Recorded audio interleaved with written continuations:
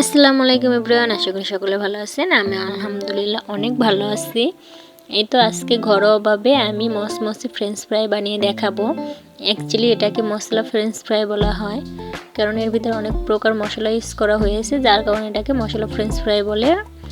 যাই হোক, এটাকে একেবারে পারফেক্টভাবে বানাতে চাইলে আমার এই রেসিপিটি ফলো করে একবার হলেও বানিয়ে দেখবেন। একেবারে পারফেক্ট হয়েছিল। আর তাছাড়া আমি এখানে কোনো প্রকার কর্নফ্লাওয়ার ইউজ করিনি। আজকে আমি কর্নফ্লাওয়ার ছাড়াই বানিয়ে দেখাবো। চলুন রেসিপিটি শুরু করে দেই। এর জন্য এখানে আমি আলু কেটে নিয়েছি। এই দেখুন, আলুটা যেহেতু কালো হয়ে যায় সেই জন্য আমি ধুয়ে পানি দিয়ে ভিজিয়ে রেখেছিলাম। এবার এই যে একটি প্যানে আমি এটা গরম করে নিব। আলুটা বেশি মোটা বা বেশি পাতলা করবেন না, আমি যেভাবে কেটেছি এভাবে কেটে নেবেন। এখানে আমি 1/2 চামচ মতো লবণ দিয়ে নিলাম, কেননা লবণটা দিলে আলুটার ভিতরে কিন্তু লবণটা ভালো করে প্রবেশ করবে, তাহলে খেতে অনেক ভালো লাগবে। এবার 3 থেকে 4 মিনিটের মতো এটাকে আমি বয়েল করে নেব। একেবারে সিদ্ধ করবেন না, এটা কিন্তু হাফভাবে সিদ্ধ করলেই হবে। একেবারে সিদ্ধ করলে এটা কিন্তু একেবারে নরম হয়ে যাবে, তখন ক্রিস্পি হবে না।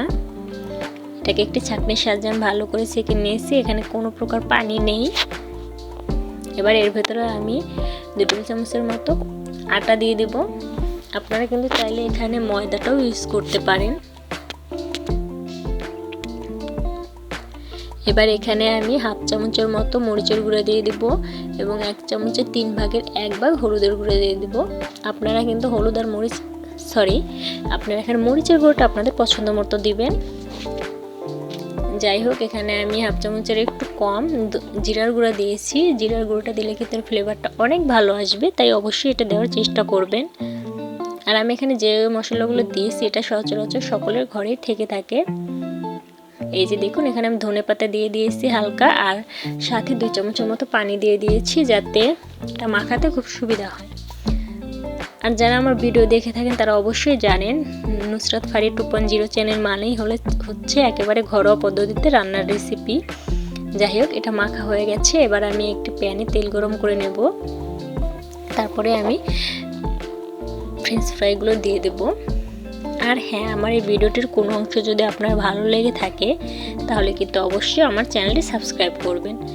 আর ফ্রেঞ্চ ফ্রাইটা কেমন হয়েছে সেটা কিন্তু কমেন্ট করে আমাকে জানাতে ভুলবেন না। এবার আমি মিডিয়াম হিটে এটাকে ভালো করে ভেজে নেব, লাল লাল করে। হাইটে ভাজার চেষ্টা করবেন না, তাহলে কিন্তু উপরে কালার চলে আসবে, বাট ভিতরে ভালো করে ক্রিস্পি হবে না। এই যে দেখুন, আমি এটা নামিয়ে নিয়েছি। মাশাআল্লাহ, দেখতে অনেকটা ভালো লাগছে। একবার হলেও কিন্তু ট্রাই করে দেখবেন। চলুন পরিবেশন করে দেখাই। এখানে আমি মেয়োনিজ আর টমেটো সস দিয়ে পরিবেশন করে নিয়েছি। আর আপনাদের পছন্দ অনুযায়ী পরিবেশন করে নেবেন। সকলে ভালো থাকবেন, সুস্থ থাকবেন। খুদা হাফেজ।